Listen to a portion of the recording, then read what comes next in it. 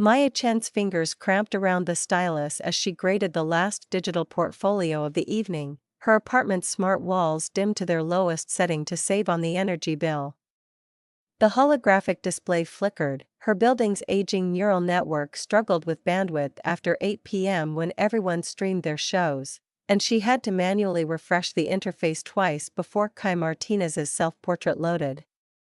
7 years old, missing his 2 front teeth in the photo he'd used as reference, and he'd somehow captured that gap-toothed grin and brushstrokes that made her chest tight. She approved the assignment with a flourish of her hand, the gesture triggering a cascade of golden stars across the holodisplay that would appear on Kai's tablet tomorrow morning.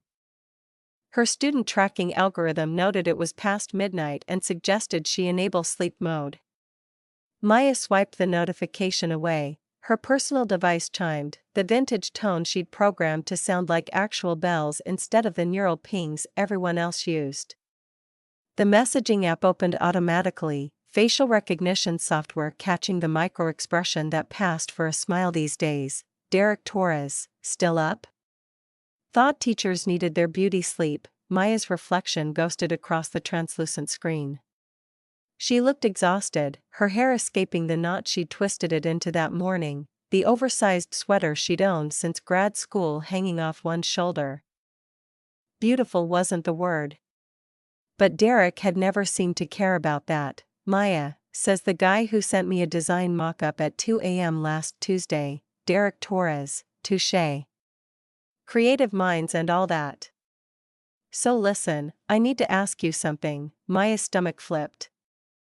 6 months of late-night conversations, of video calls where they'd both been careful to frame themselves just so, him in what looked like a cramped studio apartment, her against the least embarrassing wall of her place, and he'd never led with that particular phrase. Maya, ominous.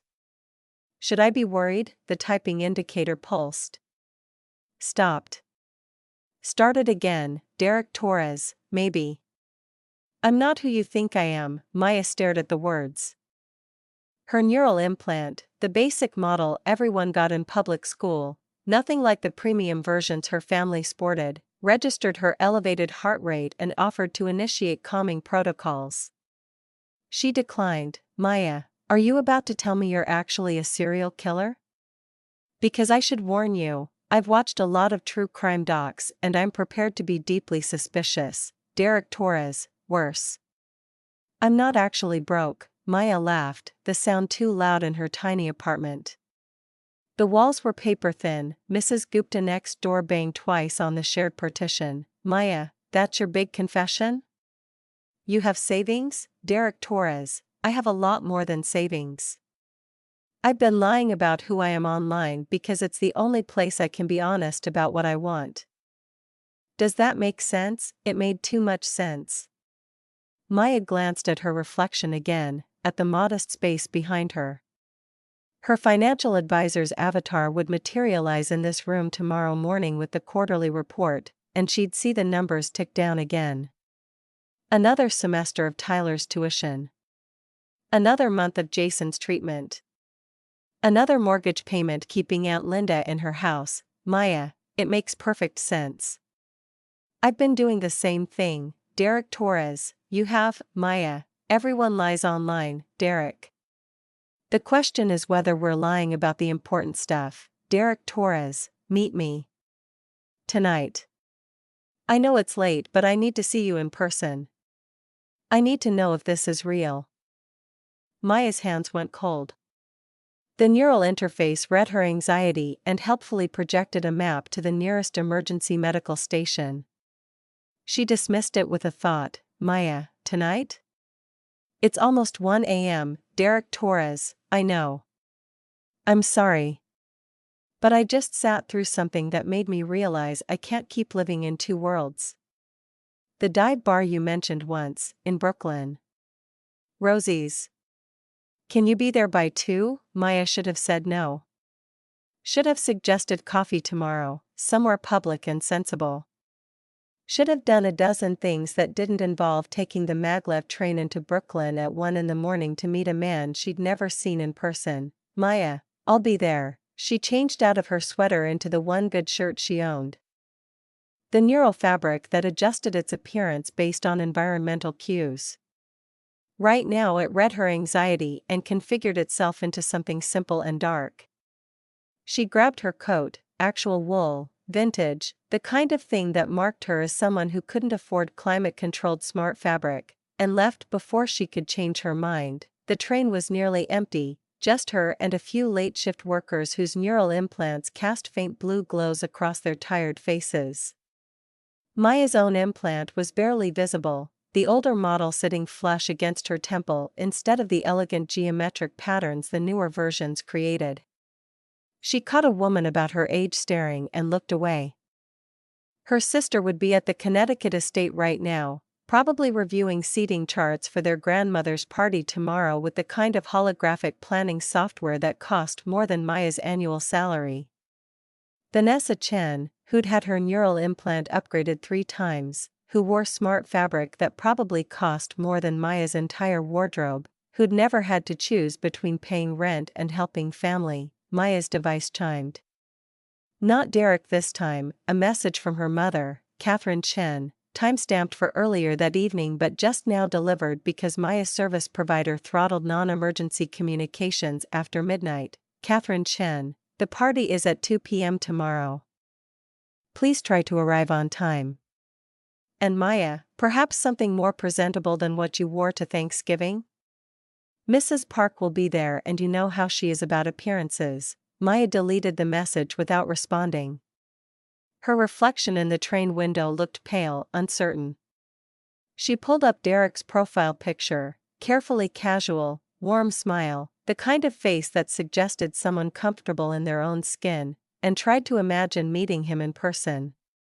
Tried to imagine the moment where he saw her studio apartment in person, where she had to explain why she lived like this when her last name was Chen. The train announced her stop in Mandarin, then English, then Spanish. Maya stepped onto the platform and let the crowd carry her toward the exit. Brooklyn had changed since she'd last visited, more holographic advertisements, more neural-linked storefronts that pinged your implant with personalized offers as you passed. She ignored them all and walked the 4 blocks to Rosie's dive bar. It was exactly as she described it to Derek months ago, old school, no neural interface, actual neon sign buzzing in the window. The kind of place her family would never be caught dead in. Perfect, Maya pushed through the door at 1:58 a.m. The bartender, an older woman with silver hair and no visible neural implant, nodded at her. Maya ordered water and took it to the corner booth. The one with a view of the entrance. At 2:03, the door opened, Ethan Park walked in, Maya's water glass stopped halfway to her mouth. Her neural implant helpfully identified him, net worth, company valuations, recent news articles all flooding her peripheral vision until she blinked the interface away. But she didn't need the data. She'd seen him 6 hours ago at her grandmother's party, shaking hands with her father, standing next to Bradley Whitmore while her sister simpered and her mother calculated the networking possibilities. He wore jeans now instead of the tailored suit. A hoodie instead of smart fabric that probably cost more than her monthly rent. But it was definitely him. Ethan Park. The Ethan Park. Tech billionaire. Bradley's business partner. The man her family had spent all evening trying to impress. He saw her and stopped. For a moment neither of them moved, 2 people suspended in the recognition of something impossible. Then he crossed the bar and slid into the booth across from her. "You're Derek," Maya said. Her voice came out steadier than she felt. "You're Maya." He looked different up close, younger somehow without the polished veneer of the party. His eyes had the same wariness she'd seen in her own reflection. "You're the teacher they mock, you're the billionaire they worship." She set her water down carefully, afraid her hands would shake. "This is insane, this is the most honest thing in my life." He reached across the table and stopped, his hand halfway to hers. "I watched your family demolish you tonight. I almost said something, why didn't you? Because I'm a coward who's been letting my world tear me apart too." He completed the gesture, his fingers finding hers. The touch sent a spark through her neural implant, the basic hardware registering elevated heart rate, increased blood pressure, all the physiological markers of panic or desire or both. But Maya, Derek, whoever we are, can we just keep being real? At least with each other. What about Vanessa's wedding? Your partnership with Bradley? You'll be at every family event. She should pull her hand away. Should put distance between them. Should do anything except lean forward the way she was leaning now. So we'll have a secret. Secrets are what got us into this. No. His thumb traced her palm, the gesture intimate and electric. Secrets are what saved us. Maya thought about the numbers in her private accounts, the anonymous payments her family didn't know about, the fortune she'd built and hidden because she was terrified of what it would make her. She thought about Ethan Park creating a fake identity online just to have one conversation that wasn't about his money. Two people lying to the world to tell each other the truth. This is going to get complicated, she said. I've been bored for years. Complicated sounds perfect. He kissed her then, leaning across the table in a dive bar in Brooklyn at 2 a.m, and Maya kissed him back.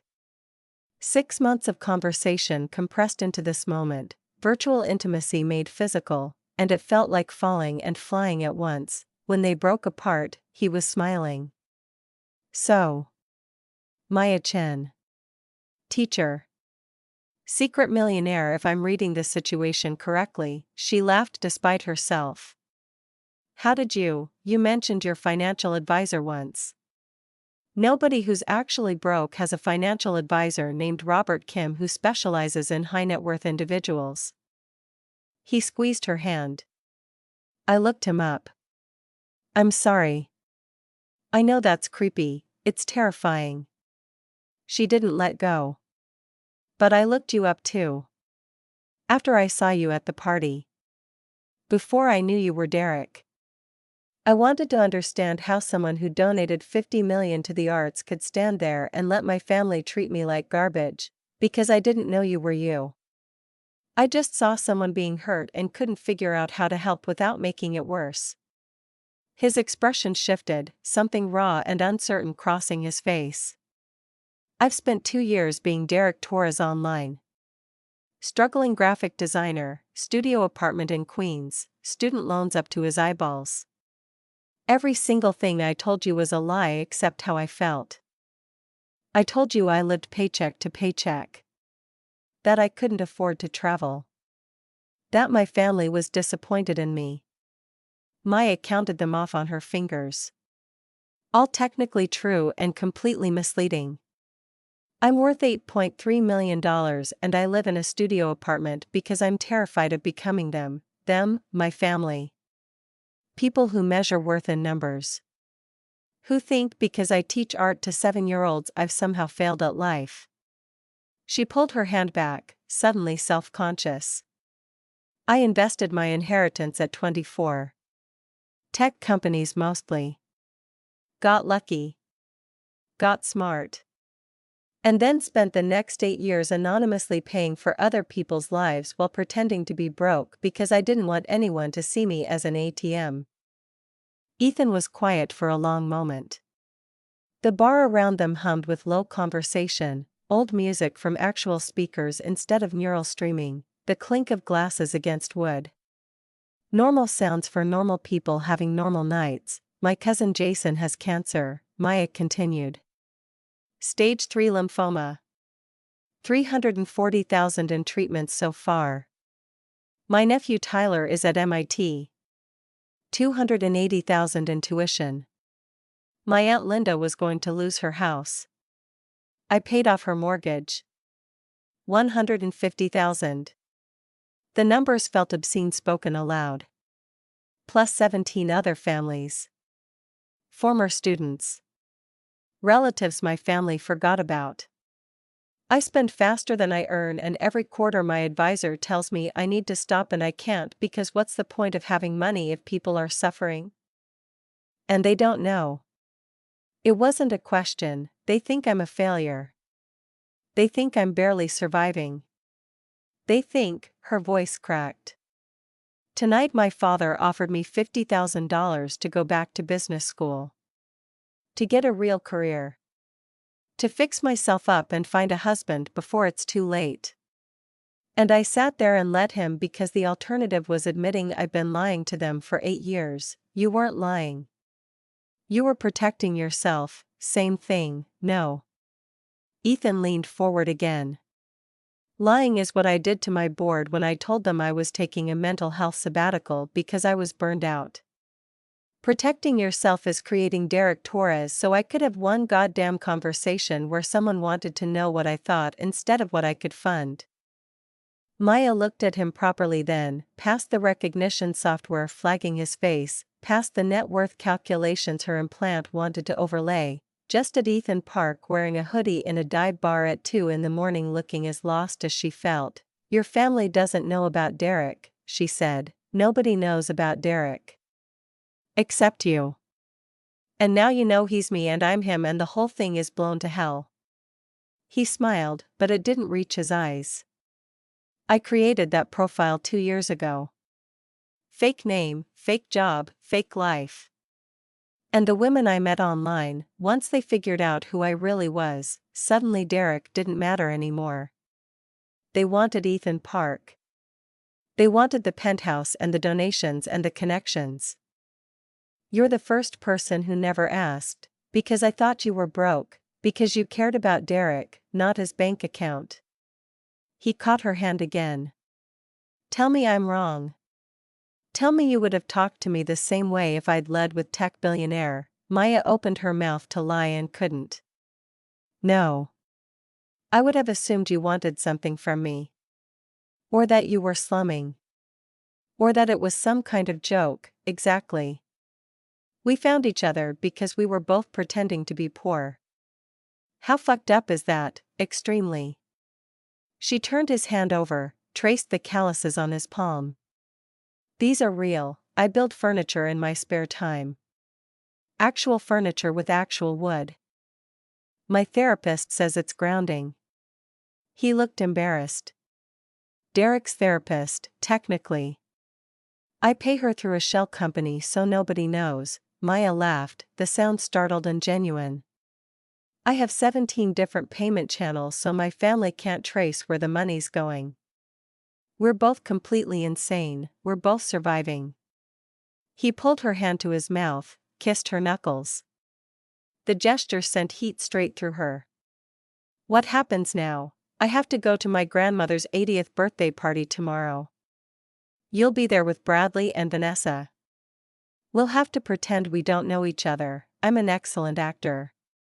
I've been Derek for 2 years, and I've been poor Maya for 8. We should get awards. She checked the time on her neural implant. 2:47 a.m. I need to go. I have to be in Connecticut by 2 and I haven't slept, and if I show up looking any worse than usual my mother will stage an intervention. I could drive you. I have a car. You have 17 cars according to the last article I read. Which one? The one I keep in Queens under Derek's name. A 20-year-old Honda that I rebuilt myself. He stood, still holding her hand. Come on. Let me do this one real thing for you. They left the bar together, stepping out into Brooklyn morning, the sky just starting to lighten at the edges. Ethan's car was parked 3 blocks away, and it was exactly as advertised, old. Manual drive, the kind of vehicle that marked you as someone who couldn't afford neural-linked autonomous systems. Maya slid into the passenger seat and immediately felt at home. Her own car was similar, a choice that made her family wince. Ethan started the engine with an actual key. This is the worst idea we've ever had, Maya said, probably. He pulled into traffic, the manual controls smooth under his hands. But I've had worse ideas that made me billions. Maybe terrible decisions are my superpower. They drove through Brooklyn as it woke up, past closed storefronts and early shift workers heading to the train. Maya's neural implant pinged 3 times with messages from her mother. Each one more insistent than the last. She ignored them all, Tell me something true, Ethan said. Something Derek doesn't know, Maya thought about it. I'm terrified I'm going to die alone. That I've spent so much time running from becoming my family that I've forgotten how to let people in. Derek was safe because he could never hurt me. He was just words on a screen, and now I'm sitting in a car with someone who could destroy me, and I'm trying to decide if that's exciting or stupid. Both. Definitely both. He glanced at her, then back at the road. Something true about Ethan Park that even Derek didn't mention. I haven't had a real conversation with my family in 5 years. They call on holidays. They ask for money. They attend my charity events and take photos for their social feeds. But none of them know I built this car. None of them know I have panic attacks before board meetings. None of them know I created Derek because I was so fucking lonely I was starting to forget what genuine human connection felt like. The confession hung between them, raw and real.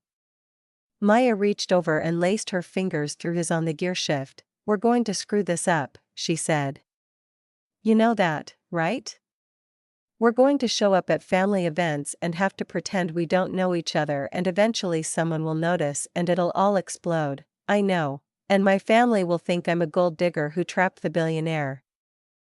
And your business partners will think you're an idiot who fell for the poor relation.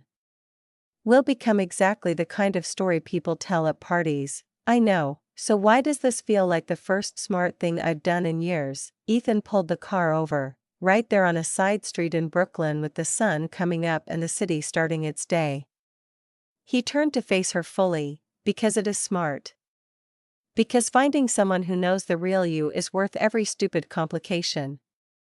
Because I've spent 34 years building an empire and 6 months with Derek building a life, and the life wins every single time. He kissed her again, deeper this time, his hand cradling her face like she was something precious.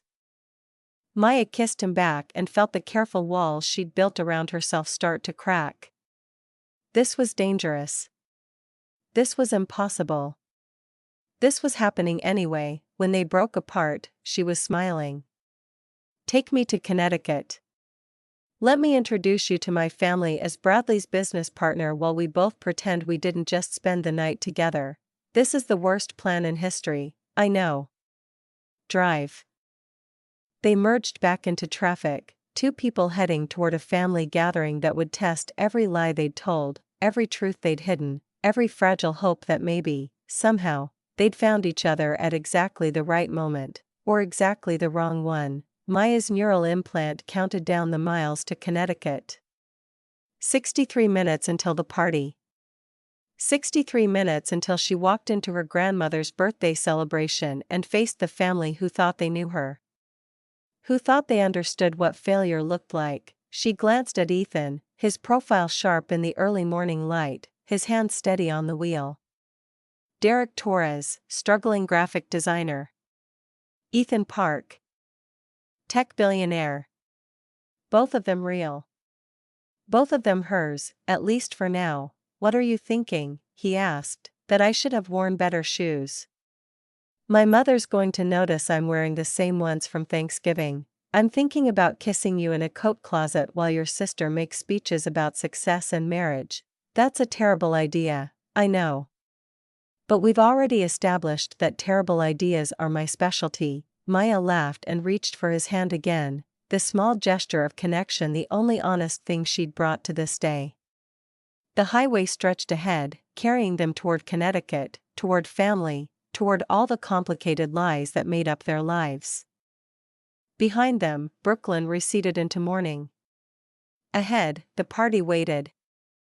And between them, fragile and fierce, the truth kept growing. Maya's neural implant tracked 14 days since the dive bar, 336 hours since Ethan Park became something more than words on a screen, and exactly 0 seconds when she wasn't acutely aware of the double life she'd started living. Her apartment's environmental sensors registered her elevated baseline stress levels and kept suggesting meditation protocols. She kept declining, The rain hit her windows in sheets, the sound almost organic in a city where most people's homes filtered out weather noise entirely. Maya sat cross-legged on her floor, grading digital portfolios while her personal device displayed a three-way conversation with Ethan. On screen, Derek Torres complained about a difficult client. In reality, Ethan Park was sitting in a board meeting deciding the fate of a company worth more than some country's GDP. Her door chimed. The security interface showed Ethan on the other side, soaked through, his premium smart fabric clearly malfunctioning in the downpour. Maya's heart did something complicated in her chest as she opened the door. "Your clothes are supposed to be waterproof," she said. "I turned off the climate control." He stepped inside, water pooling on her cheap synthetic floor. "Wanted to feel the rain." Maya grabbed the one good towel she owned, the neural fabric one that had cost her a week's salary. She handed it to him. He took it and her hand in the same motion, pulling her close enough that she could feel the cold radiating off his soaked clothes. "I thought about you all day," he said.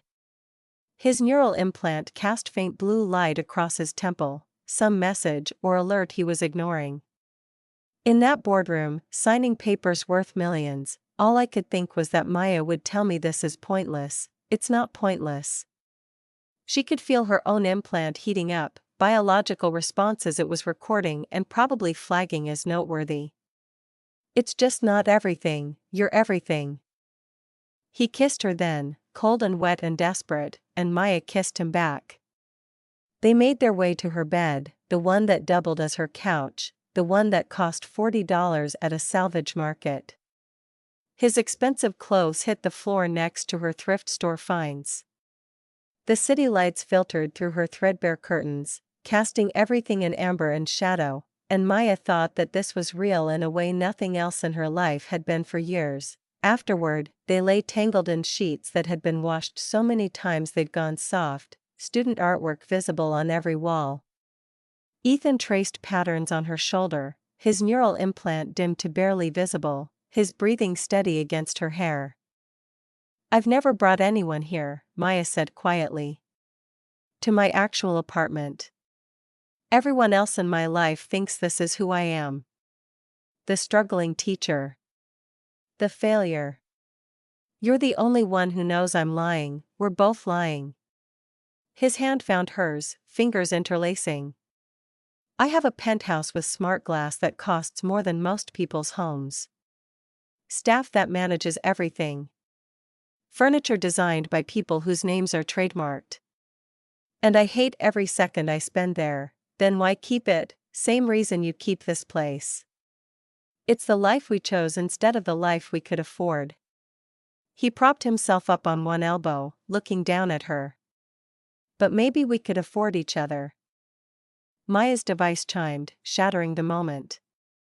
Her mother's avatar materialized in her peripheral vision, urgent priority override that meant she couldn't ignore it. "I have to take this," she said. Ethan nodded, understanding. Maya activated the neural interface, Catherine Chen's face filling her vision with that particular expression that meant Maya was about to be voluntold to do something. "Maya, darling, I need you at the estate tomorrow. Vanessa's finalizing engagement party plans and she specifically requested your help with decorations." Maya's jaw tightened.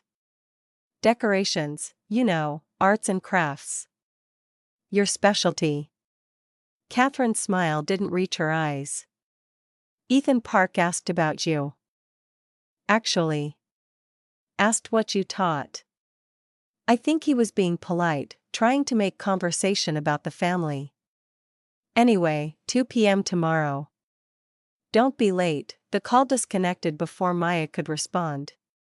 She lay back down, staring at the water-stained ceiling. "She wants me to decorate Vanessa's engagement party," Maya said.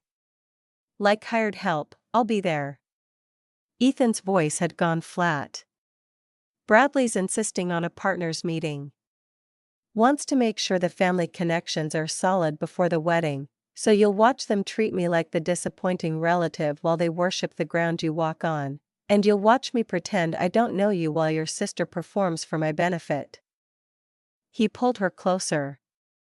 This is going to be torture, probably. Maya turned to face him, close enough to count the gold flecks in his dark eyes. But we knew this part would be hard. I didn't know it would be this hard. His thumb traced her cheekbone. I want to tell them. I want to walk in there tomorrow and announce that we're together, and then what? I become the gold digger sister who trapped the billionaire. You become the fool who fell for the poor relation. We become their story instead of ours. I don't care what they think, liar. But she said it gently, without heat. Your partnership with Bradley is worth hundreds of millions. My family is connected to half your investors. We blow this up and we both lose things that matter. Ethan was quiet for a long time, just holding her while rain drummed against the windows and the city hummed outside. Finally, he said, then we're careful. But Maya, I need you to know something. What? I love you. The words hung in the air between them, 3 syllables that changed everything and nothing. Maya's neural implant registered her spiking heart rate and offered to log the moment for her personal archive. She dismissed the notification. That's really inconvenient timing, she said, voice unsteady. I know, we've known each other 2 weeks in person. 6 months online. This is insane, I know, I love you too. He smiled then, real and unguarded, the expression transforming his face into something younger. Well, that's a relief. Would have been awkward otherwise. Maya laughed despite herself and pulled him down for another kiss. Outside, the rain continued. Inside, 2 people who'd been lying to the world for years told each other the truth and pretended it wouldn't destroy them. The next afternoon, Maya stood in her sister's engagement party war room, formerly the Chen Estate's sunroom, now transformed into holographic planning central, and tried not to make eye contact with Ethan Park, who stood 15 feet away discussing investment strategies with Bradley Whitmore. Vanessa held court in the center. Her neural implant projecting 3 different venue layouts simultaneously while she debated floral arrangements with a wedding planner whose fee probably exceeded Maya's annual salary. Catherine orbited the perimeter, monitoring everything with the focus of a general planning an invasion. Maya, Vanessa called out, not looking at her. We need centerpieces. Something artistic but not too childish. Can you handle that? Sure.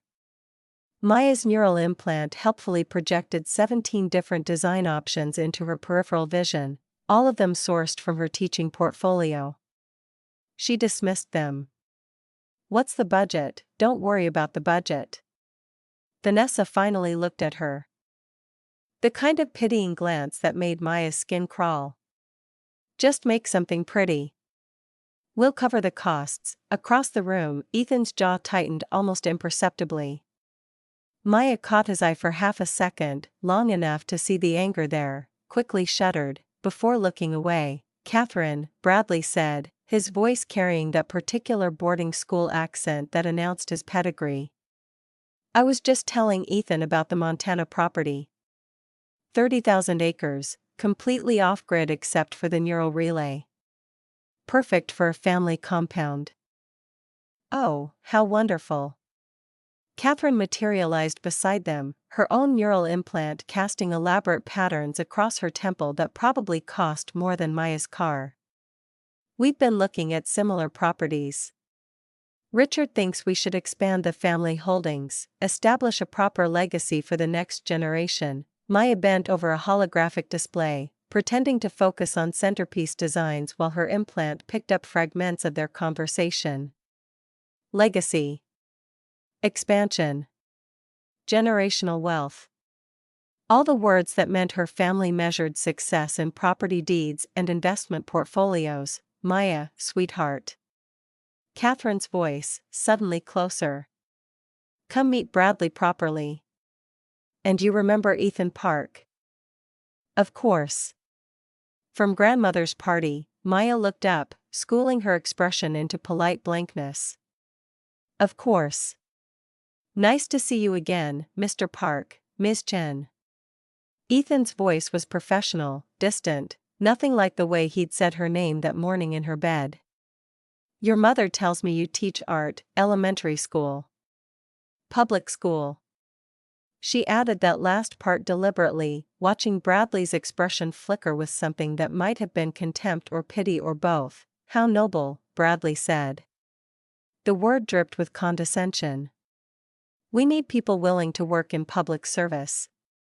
Not everyone's cut out for private sector, indeed. Catherine's laugh had sharp edges. Though we keep hoping Maya will reconsider business school. It's not too late for a career change. I'm happy where I am. Happiness. Vanessa joined them, champagne glass in hand despite it being barely 3 p.m. God, Maya, you sound like a motivational poster. Some of us have actual ambitions, some of us define ambition differently. Maya kept her voice level, aware of Ethan watching her with those careful, controlled eyes. You mean settling for less and calling it fulfillment? Vanessa's neural implant pulsed with an incoming message, something that made her smile. Anyway, I need to finalize the guest list. Bradley's colleagues from the Yale Fund. Ethan's board members. Actually, Ethan, your mother's flying in from Seoul next week. I've seated her with our family, obviously. Patricia's coming? Ethan's surprise seemed genuine. She didn't mention it, I invited her personally. Wanted to make sure all the important people were there. Vanessa touched his arm, the gesture proprietary. After all, you're practically family now. Maya watched Ethan's careful mask slip for just a moment, something uncomfortable crossing his face before he recovered. I'll let her know I'm looking forward to seeing her. The afternoon deteriorated from there. Maya spent 3 hours creating digital mock-ups for centerpieces no one would appreciate, fielding passive-aggressive comments from Vanessa about artistic vision versus practical application. Watching Ethan Park pretend she didn't exist while her family fawned over him like he was their personal salvation. By 6 p.m., her neural implant was warning her about elevated stress hormones and suggesting immediate intervention protocols. Maya excused herself to the garden, the one place on the estate where the surveillance systems had dead zones. She'd been standing among her grandmother's roses for maybe 5 minutes when footsteps crunched on gravel behind her. We can't do this here, she said without turning around. She knew his footsteps by now. I know. Ethan stopped close enough that she could feel his presence, not quite touching. But I had to follow you or I was going to punch your brother-in-law. Future brother-in-law, semantics. His hand found hers in the gathering dusk, hidden by the rose bushes and the failing light. That was torture, that was family.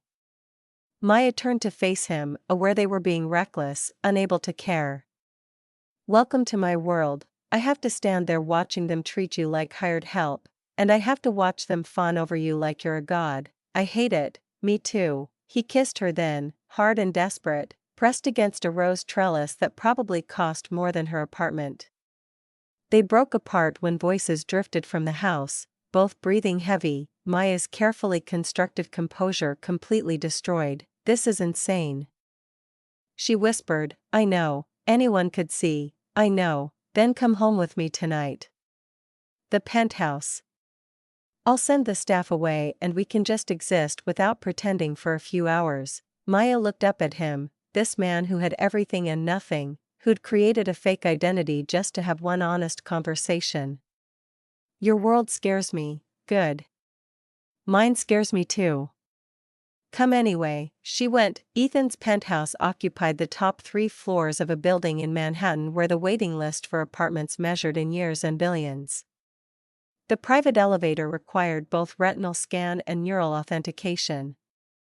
The doors opened directly into his living space, and Maya stopped breathing for a moment. Floor-to-ceiling smart glass offered views of the entire city. The technology so advanced the windows essentially disappeared, making it feel like standing in midair.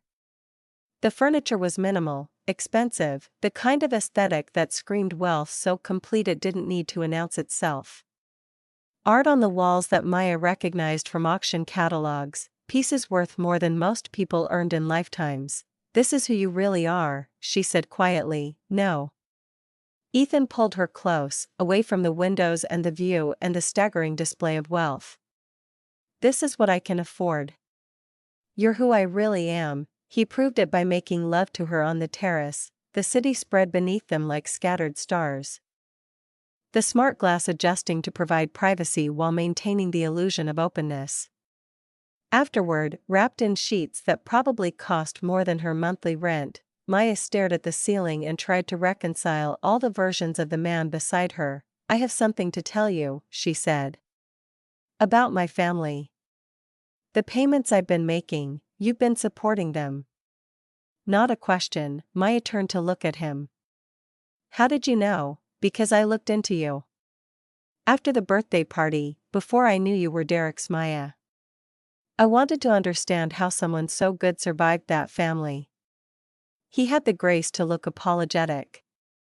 I know that's creepy, it's terrifying, it's honest. I'm a billionaire, Maya.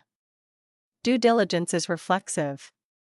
His hand found hers under the expensive sheets. And I realized you're the only person I've ever met who's richer than me. I have 8 million. You have billions, not in money. He kissed her forehead, the gesture tender. In everything that matters, Maya's neural implant pinged with a priority message. Her financial advisor, Robert Kim, requesting immediate consultation. She dismissed it, not ready to face whatever crisis he'd identified in her dwindling accounts. What was that? Ethan asked. Nothing. Just Robert reminding me I'm going broke saving people who think I'm a failure. Let me help. No, Maya. No. She sat up, pulling the sheet around herself. I didn't fall in love with your money, Ethan. I fell in love with Derek, the guy who thought he had nothing and was still the kindest person I'd ever met. The moment your money enters this relationship, everything we'd built disappears. Derek was me. Is me, I know. But money changes things. It changes how people see each other. How they value each other. I won't let it change us. Ethan pulled her back down beside him. Then we find another way. But Maya, promise me something. What? Don't light yourself on fire to keep them warm. Not for people who don't even see you. Maya didn't promise. Couldn't promise. Because the truth was she'd been burning for years and didn't know how to stop. The weeks blurred together, a double life that left Maya exhausted and exhilarated in equal measure. Nights in her studio apartment where Ethan helped grade papers and taught her to make kimchi from his mother's recipe. Weekends at a cabin upstate that Maya had bought anonymously, where they could exist without surveillance or social performance.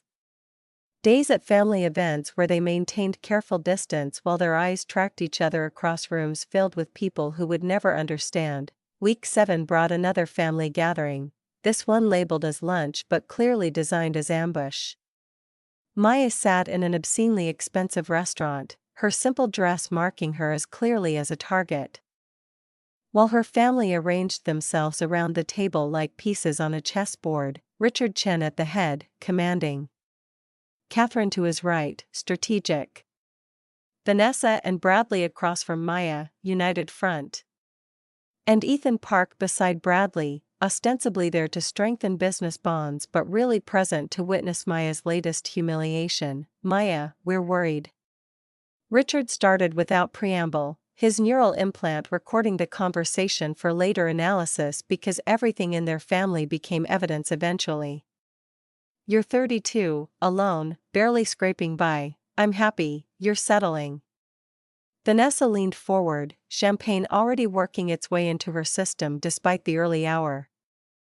Look at this restaurant. You couldn't afford an appetizer here without Dad's credit card. Maya's hand found Ethan's knee under the table, a brief touch that said I'm okay. His hand covered hers for just a moment, pressure that said I've got you. Then they both pulled away, the contact brief enough to pass for accidental if anyone noticed. We've arranged for you to meet Bradley's colleague Marcus, Catherine said, her voice bright with false enthusiasm. Yale Law, very handsome, looking to settle down. I'm not interested, Of course you're not. Vanessa's laugh had edges. You're never interested. Meanwhile, men like Ethan are right in front of you and you don't even try. God, Maya, have some ambition. She gestured at Ethan as she spoke, and Maya watched him freeze, his professional mask firmly in place but something dangerous flickering in his eyes. Here's the deal. Richard pulled out his tablet, numbers already calculated. I'll pay off your student loans, give you $50,000 for business school, and set you up with Marcus. All you have to do is stop being so goddamn stubborn and admit you need help. Maya stood, chair scraping against expensive flooring. I have to go. This is exactly what we're talking about. Catherine's voice rose, drawing attention from other tables. Running away instead of facing reality. Reality? Maya's voice shook but she held her ground. You want reality? I don't need your money. I don't need Marcus. And I sure as hell don't need your approval. She left, ignoring her mother's protests, ignoring Vanessa's theatrical sigh, ignoring everything except the need to get out before she said something that would blow her carefully constructed life apart.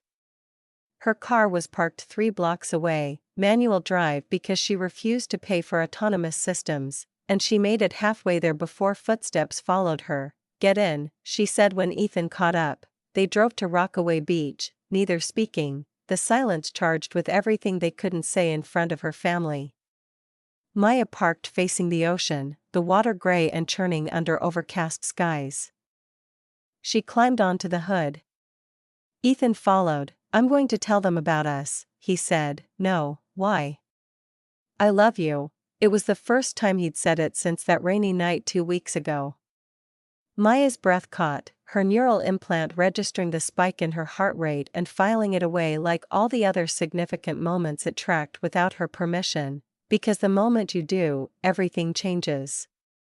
I become the gold digger sister who trapped the billionaire. You become the fool who fell for the poor relation. We become their story, not ours. I don't care what they think. Yes, you do. Maya turned to face him fully. Your partnership with Bradley is worth hundreds of millions. My family is connected to half your investors. You think they'll just accept this? They'll tear us apart. Turn us into scandal. Make everything we've built into something ugly. So what? We hide forever, we're careful. For now.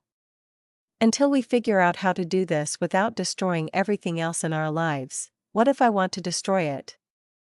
Ethan's hand found her face, thumb tracing her cheekbone.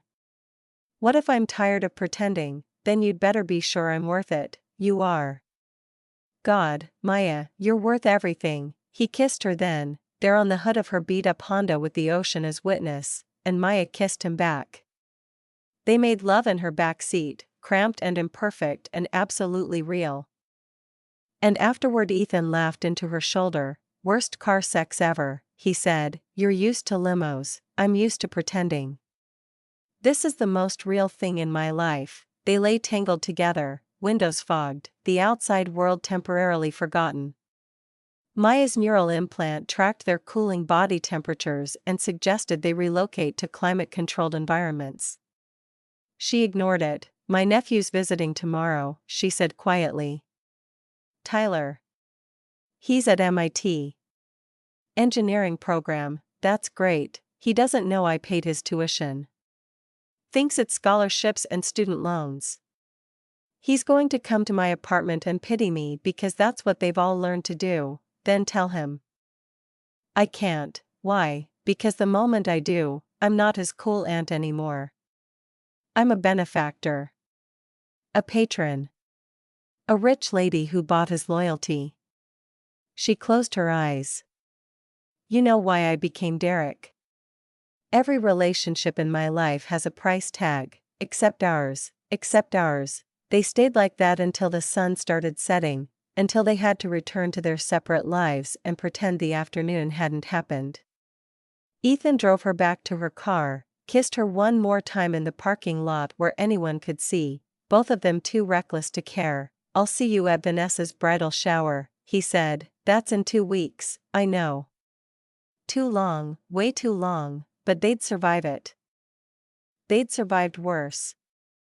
They'd survive anything as long as they had these stolen moments, these fragments of truth in lives built on careful lies. Maya watched him drive away in his vintage Honda, Derek Torres heading back to his struggling graphic designer life, and wondered how long they could keep all the pieces from colliding. Maya stood in front of the mirror in her studio apartment, neural implant projecting outfit combinations across her field of vision while she ignored every suggestion.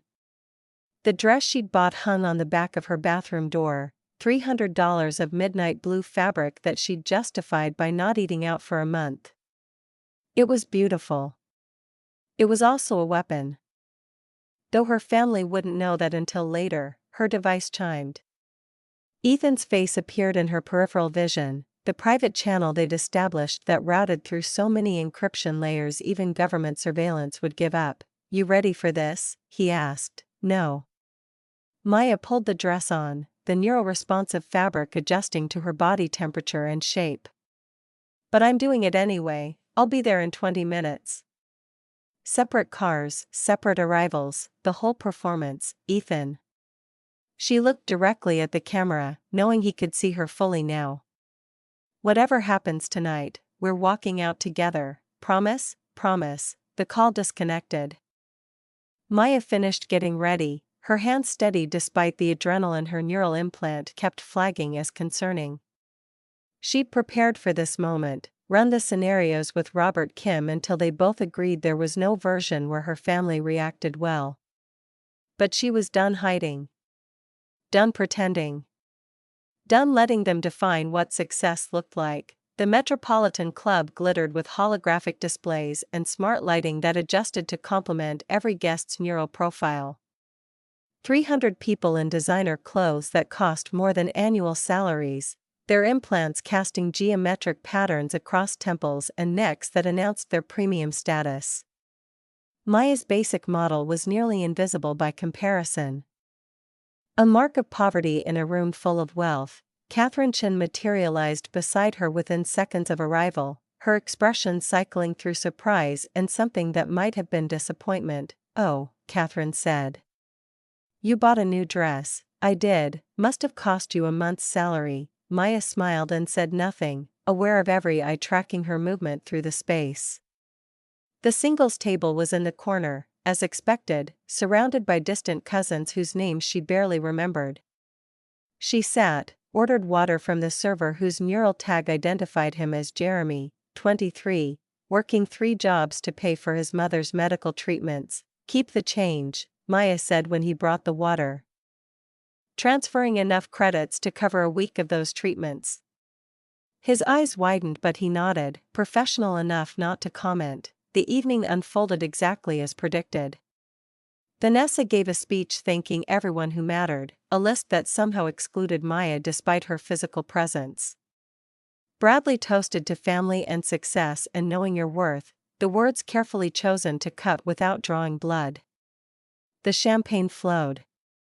The holographic displays showed carefully curated moments from Vanessa and Bradley's relationship, each image more perfect than the last. Maya watched Ethan across the room, standing with Bradley's business partners, his expression professionally blank but his eyes finding hers every few minutes. They'd agreed not to interact until the reveal. Agreed to let her family have this last moment of superiority before everything changed. Then Richard Chin stood, wine making his movements loose and his words dangerous. "Before we toast the happy couple," he said, his voice carrying across the venue with the help of audio enhancement from his premium neural implant, "I want to address something. My daughter Maya is here tonight. And I think it's time we, as a family, had an honest conversation." Maya's neural implant registered her spiking heart rate and offered pharmaceutical intervention. She declined. She wanted to feel every second of this. "Maya, you're 32. You're alone. You're barely scraping by on a teacher's salary." Richard's smile was sympathetic, pitying, the kind reserved for lost causes. "And sweetheart, I say this with love, you're an embarrassment." The room went silent. Even the ambient music from the string quartet faded as every neural implant in the venue focused on recording this moment for later analysis and sharing. So here's what I'm going to do. Richard pulled out a physical check, the old-fashioned gesture somehow more insulting than a credit transfer. I'm offering you $50,000. Right now. Go back to school. Get an MBA. Find a real career. Maybe meet a real man. Fix yourself up. Become someone this family can be proud of. He waved the check like a flag of surrender. All you have to do is admit you've been wrong. Admit that this little teaching experiment has been a failure. And accept that sometimes, honey, you need to know when you're beat. Maya stood slowly, aware of every eye in the room tracking her movement. Her neural implant wanted to record this, archive it, flag it as significant. She let it. This moment deserved documentation. You want honesty, Dad? Her voice carried without technological enhancement, clear and steady. Let's be honest. She activated her personal device, gesture controlling the venue's display systems with administrative access she'd quietly purchased weeks ago. Her banking interface appeared on every holographic surface in the room. Jason's cancer treatment. $340,000 over 3 years. Who do you think paid for that? Richard blinked, his alcohol-loosened expression struggling to process. We set up a GoFundMe, the family contributed, that raised $8,000. The rest was me. That's impossible, you don't have Tyler's MIT tuition. $280,000. Aunt Linda's mortgage, saved from foreclosure. $150,000. Plus monthly payments to 17 different families, former students, relatives, people this family forgot about the moment they stopped being useful. The displays showed transaction records, payment schedules, account balances that made people gasp. $6.1 million in her current accessible accounts, not counting the investments and property holdings her advisor had recommended she keep private. I invested my inheritance at 24, Maya continued, her voice steady despite the chaos erupting around her. Tech companies, mostly. Got lucky. Got smart. And unlike everyone in this room, I used my money to actually help people instead of buying bigger houses and better neural implants to show off my wealth. You've had millions this whole time? Vanessa's voice was shrill, disbelieving. You let us think you were broke? You let us pity you? I let you think I was broke because I wanted to see who you'd be when you thought I had nothing. Maya met her sister's eyes. Turns out, you're all exactly who I feared, so you lied to us. Richard was recovering now, anger replacing shock. Played the victim. Made us feel sorry for you while you sat on millions. She didn't play the victim. Ethan Park stood, his movement cutting through the chaos like a blade. Every eye in the room shifted to him, 300 people recognizing the weight of his presence, his net worth, his social capital making Maya's millions look like pocket change. You cast her in that role because it made you feel superior, Ethan continued, moving through the crowd toward Maya's table. Because as long as Maya was failing, you could all pretend your success meant something. Ethan, sit down. Bradley's voice had an edge of panic. This is family business, it's my business. Ethan reached Maya's side, his hand finding hers in front of 300 witnesses. Because I'm in love with her. The room exploded into noise, neural implants lighting up as everyone simultaneously tried to record and share and process what they were witnessing. Maya squeezed Ethan's hand, anchor and promise, while her family's carefully constructed world collapsed around them. You're what? Vanessa's voice cut through the chaos. I'm in love with Maya Chen.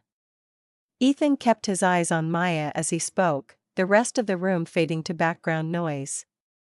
Have been for months. This is insane, Bradley said. You met her tonight, this is some kind of, we met 6 months ago. Maya turned to face the room, Ethan's hand still in hers. Online. neither of us using our real names. We fell in love before we knew anything about money or status or family connections. She thought I was a struggling graphic designer, Ethan added. I thought she was a broke teacher. We were both wrong and both right. He addressed the room now, his voice carrying the authority of someone used to commanding boardrooms and shaping markets. I've spent my entire adult life surrounded by people who want something from me. My money. My connections. My name on their board. Mai is the only person who wanted me when she thought I had nothing. This is ridiculous.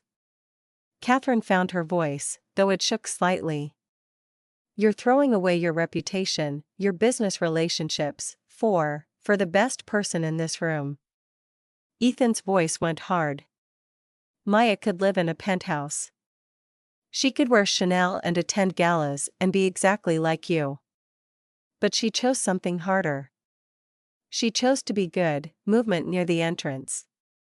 Patricia Park, Ethan's mother, walked through the crowd with the kind of presence that made people unconsciously create space. Her neural implant was minimal, barely visible, a choice that marked her as someone who'd made her money rather than inherited it. My son is right, Patricia said, her accent slight but her words cutting. I was a teacher once. Living on rice and kimchi, sending money home to Korea while I worked 3 jobs.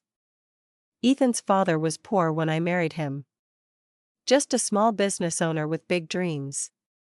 We built everything together, not with family money but with our hands. She looked at the Chen family with something that might have been pity or contempt or both. These people worship wealth they didn't earn and mock the ones who actually deserve respect. My son sees what I see. Maya Chen is worth more than this entire room combined. Richard tried to recover control. Ethan, you're making a mistake. She deceived us for years, lied about who she was. I protected myself, Maya said. There's a difference. And before you offer me advice, Ethan added, his voice dropping to something dangerous, you should know I'm selling my stake in Bradley's fund. What? Bradley's face went pale, his neural implant probably already calculating the financial impact. Our partnership is over. I don't do business with people who treat my girlfriend like garbage. Ethan turned to Maya. You ready to go? More than ready. They walked toward the exit together, hand in hand, while 300 people watched in stunned silence. Behind them, Vanessa's voice broke through. Maya, wait. Maya turned, Ethan's hand still in hers. Vanessa stood alone in the center of the room. Her perfect engagement party dissolving around her, her expression stripped of its usual superior confidence. I didn't know. About Jason, about Tyler, about any of it. I didn't know you were helping. Would it have changed anything? Maya asked quietly. Would you have been kinder if you'd known I had money? Silence answered her. That's what I thought. They left. The weeks after the engagement party moved like a wildfire through dried brush, destroying old structures and clearing space for new growth. Maya watched from the relative safety of Ethan's penthouse, their penthouse now, since she'd moved in 3 days after the party, as her family's world reorganized itself around the truth. Bradley's fund collapsed within 2 weeks, Ethan's withdrawal triggering a cascade of investor panic that wiped out 30% of its value. The engagement ended 4 days later, Vanessa returning the ring with the kind of public statement that got dissected across every social platform. Catherine and Richard stopped communicating with Maya entirely, their neural implant profiles blocking her from all family channels, but others reached out. Quietly. Tentatively, Jason arrived at her apartment on a Tuesday afternoon, his neural implants health monitoring visible now that his treatments had worked, the green indicators showing remission where red warnings had flashed for years. Why didn't you tell me? He asked. Maya poured tea, the old-fashioned kind that required actual preparation instead of instant molecular assembly. Because you needed help, not a savior complex. The family's saying you humiliated them. I told the truth. They humiliated themselves. Jason broke down then, crying in her kitchen while Maya held him and thought about all the ways money could save someone and all the ways it couldn't. "I don't know how to thank you," he said finally. "Survive. Thrive. That's thanks enough." Tyler came next, 19 now and looking uncomfortable in his own skin as he stood in the doorway of the penthouse that Maya still wasn't used to calling home. "I called you poor," he said without preamble. "Multiple times. I pitied you, you didn't know, but I should have known you." He stepped inside, his neural implants student status visible in the basic interface. "Aunt Maya, you taught me to paint when I was 7. You came to every science fair even when Grandpa said they were wastes of time. You're the only one who asked about my research instead of my GPA. Tyler, I forgot who you were because they convinced me success looks like Grandpa. But Grandpa's never saved anyone's life. You saved Dad's." They hugged, both crying, and Maya thought that maybe this was what wealth was actually for. Not the penthouse or the smart fabric clothes or the premium neural implants. This connection. Truth. Family that chose to be family instead of just sharing DNA. Ethan restructured his entire business empire over those same weeks, his lawyers working overtime to create new foundations and venture funds and philanthropic organizations that prioritized values over profit margins. He lost $200 million in the process, business contacts and investment opportunities evaporating as word spread that Ethan Park was no longer reliably focused on maximum returns. "Do you regret it?" Maya asked one night, both of them in her old studio apartment because sometimes they needed to remember where they'd started. "Not even a little." "Liar, okay, maybe a little." He pulled her closer on the cramped couch that barely fit 2 people. "But then I come here, and we eat takeout, and you show me your students' work, and I remember I spent 30 years building an empire. I spent 6 months with you building a life. The life wins every time." 6 months after the engagement party, Maya and Ethan hosted Thanksgiving in their new brownstone in Brooklyn. Not the penthouse, they'd kept that for business meetings and formal events, but a real home with actual rooms and a kitchen that smelled like cooking instead of molecular assembly. Jason and his family came, his kids running through the house with the kind of energy that came from knowing their father would survive to see them grow up. Tyler brought his girlfriend, a computer science major who talked to Ethan about ethical AI development while Maya helped Jason's wife set the table. Aunt Linda arrived with her famous pumpkin pie. Robert Kim, no longer just a financial advisor but a genuine friend, brought wine. Patricia Park flew in from Seoul, carrying homemade kimchi and stories about Ethan's childhood that made him groan and Maya laugh. The apartment was crowded, loud, full of laughter and the kind of chaos that came from people who actually liked each other. Turkey from a local butcher, not a molecular printer. Mismatched plates because Maya had refused to buy a matching set. Perfect in its imperfection, Tyler stood to give a speech. His voice cracking with emotion. 3 years ago, I thought I'd never afford college. I thought Dad's cancer would bankrupt us. I thought my family was broken. He looked at Maya. Then Aunt Maya showed me that family isn't about who shares your last name. It's about who shows up when everything falls apart. Jason added his own words, standing with his arm around his wife. She didn't just pay my medical bills. She visited every treatment. She brought art supplies so I could paint through the chemo. She sat with my wife when I was too sick to talk. She saved my life twice. Once with her money, once with her presence. Maya's neural implant flagged the moisture in her eyes as potential vision impairment. She ignored it and let herself cry. The doorbell rang as dinner was winding down. Maya answered, expecting a delivery or a neighbor. Vanessa stood on the doorstep, holding a bottle of wine, looking smaller than Maya had ever seen her. I don't expect you to forgive me, Vanessa said. Maya said nothing, aware of Ethan appearing behind her. Silent support. Bradley left me because Dad's name doesn't mean what it used to. Apparently, your boyfriend tanking the fund made us toxic. All my friends, Vanessa laughed, the sound broken, they were his friends. I have no one, Vanessa, let me finish. Her sister's neural implant cast faint patterns across her temple, stress indicators visible even to Maya's basic model. I've spent 6 months thinking about what you said. About who I'd be if you had nothing. And Maya, I was awful. I am awful. I mocked you because your life terrified me. What if happiness didn't look like a penthouse? What if I'd wasted my entire life chasing the wrong things? She was crying now, makeup running despite the water-resistant smart cosmetics that cost more than Maya's monthly grocery budget. I don't deserve your forgiveness. But I want you to know I'm trying. I got a job. Nonprofit, community outreach. It pays nothing. Mom cried for a week. But it's the first thing I've ever done that feels real. Maya looked at her sister, broken and humbled and finally honest for maybe the first time in their lives. Come inside, Maya said. Maya, you don't have to, come inside.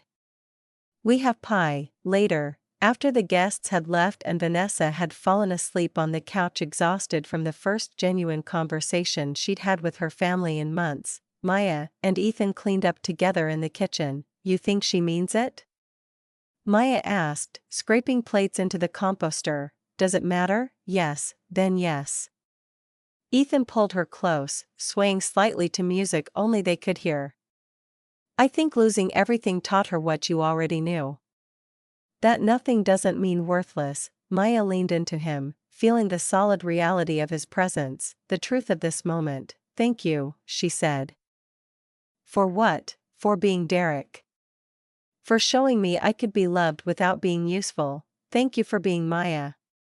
He kissed her forehead. For showing me I could be loved without being valuable. They kissed properly then, soft and gentle, the kiss of people who'd fought for each other and won. So, Derek, Maya said when they broke apart. What's next? Well, I was thinking maybe Derek should meet your students. Maybe Derek should help expand that art program you've been dreaming about. Derek can't afford that, no. But Ethan can. And Maya can. And together, Derek and Maya can figure out how to use their privilege without losing themselves. When did you become so wise? I met this teacher. She's been a terrible influence. 1 year after the engagement party that changed everything, Maya Chan and Ethan Park stood in Maya's old elementary school, transformed now into a gala venue for the Nuchin Park Foundation for Arts Education. $50 million already distributed to public schools across the country. Student artwork on display, each piece for sale to fund scholarships. Teachers and community leaders honored instead of society donors. Richard and Catherine Chin attended, standing awkwardly near the entrance, their relationship with Maya still fragile but slowly healing. Richard approached during the cocktail hour, his neural implant dimmed in a way that suggested humility. Your mother and I have been thinking, he said, about how we raised you to want approval more than respect. And how you chose respect anyway. It wasn't quite an apology. But it was something. Catherine added quietly, we're proud of you. We should have said it sooner, Maya nodded, accepting the words for what they were. Not forgiveness, exactly. Not reconciliation. But a start. Later, Richard pulled Ethan aside. Maya watched from across the room, seeing her father's body language shift from defensive to defeated to something that might have been acceptance. Take care of my daughter, Richard said, every day, I mean it. She's the best of us, I know. Late that night. Back in their Brooklyn brownstone, Maya found a sticky note on the refrigerator among her students' artwork and Ethan's furniture sketches and all the detritus of their shared life. Date night, dive bar, or fancy restaurant. It read in Ethan's handwriting. Below it, he'd added, always the dive bar. That's where I found the real you. Maya pulled out a pen, actual ink on actual paper, the kind of old-fashioned gesture that felt right, and wrote underneath, always the real you.